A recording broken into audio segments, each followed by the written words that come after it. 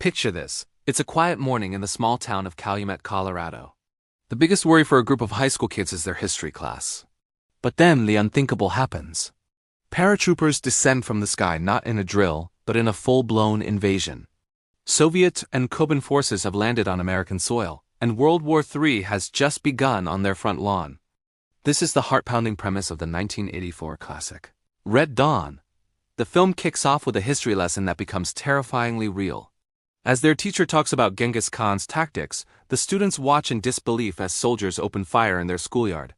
A group of teenagers, led by brothers Judd and Matt Eckert, manage to escape the chaos.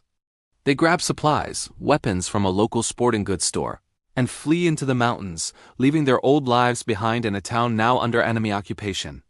Judd, the older brother, has some hunting and outdoor experience, which makes him the natural leader. Matt is the high school quarterback, popular and headstrong. They're joined by a handful of their friends, Robert, Danny, Daryl, and Aardvark. These aren't soldiers. They're kids who were worried about homework just hours ago. Now, they're fugitives in their own country, hiding in the vast wilderness of the Arapaho National Forest. As the initial shock wears off, the reality of their situation sinks in. The town is a different place. The invaders have set up a command post, rounding up citizens and executing those who resist. The boys witness the brutality firsthand, including the execution of their own father. In his final moments, he tells them to avenge him, a heavy burden that fuels their resolve. They decide they can't just hide, they have to fight back. And so the Wolverines are born, named after their high school mascot. Using guerrilla warfare tactics learned from hunting and history books, they begin to harass the occupying forces. Their first attacks are small but effective ambushing patrols, disrupting supply lines, and creating chaos. They become a symbol of resistance, a thorn in the side of the much larger and better equipped invading army. The local commander, a Cuban colonel named Bella, becomes obsessed with capturing them. The Wolverines aren't alone for long. They rescue Tony and Erica Mason, two sisters whose grandfather was executed. The girls quickly become integral members of the group, proving to be just as fierce and capable as the boys. Their presence adds a new dynamic to the group, bringing both moments of camaraderie and the harsh realities of survival. The group grows, learning to live off the land, treat their own wounded, and rely on each other for everything. Their successes, however, come at a tremendous cost. The war takes a psychological toll. They are constantly cold, hungry, and paranoid. The violence they witness and participate in changes them. Robert, once a gentle kid, becomes hardened and almost ruthless after seeing his friends and family suffer. They struggle with the loss of their innocence, forced to make life-or-death decisions that no young person should ever have to face. The fight escalates. The invaders, frustrated by the Wolverines' relentless attacks, bring in a seasoned Soviet Spetsnaz officer, Colonel Strelnikov, a man who understands guerrilla warfare and is determined to hunt them down. The stakes get higher and the battles become more intense. The Wolverines manage to take down a Hind helicopter gunship in a daring ambush, a major victory that boosts morale, but also paints an even bigger target on their backs.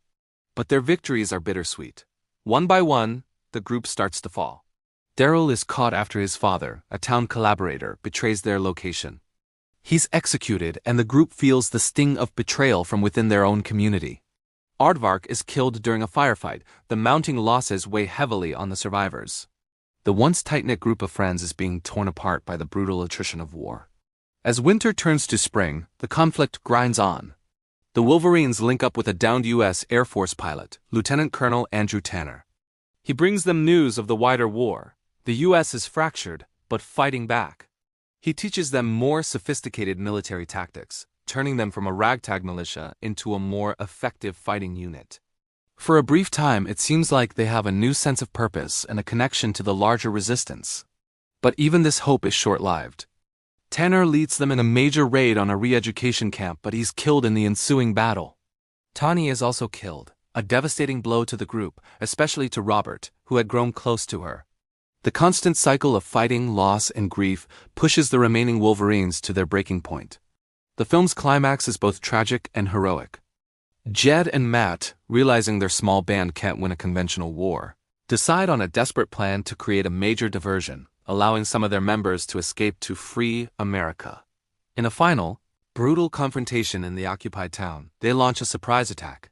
Matt is killed, and a wounded Judd continues the fight, a one-man army against impossible odds. His fate is left ambiguous, but his sacrifice allows Robert and Erica to slip away. The movie ends with a somber epilogue. We learn that the war eventually ended, but the cost was immense. A plaque is shown at a memorial, Partisan Rock, listing the names of the young heroes who fought and died. It speaks of a time when these young people gave their lives so that this nation shall not perish from the earth. Red Dawn is more than just an action movie. It's a sobering look at the human cost of war, a coming-of-age story set against the most extreme circumstances imaginable. It explores themes of patriotism, sacrifice, and what happens when ordinary people are forced to do extraordinary and often terrible things to survive. It leaves you wondering what you would do if the war came to your hometown. It's a powerful and thought-provoking film that has remained a cultural touchstone for decades. Thanks for watching our summary of Red Dawn. If you enjoyed this trip back to the 80s, make sure to hit that like button, subscribe to the channel, and ring the bell so you don't miss our next video. Let us know in the comments what movie you'd like us to break down next. See you then.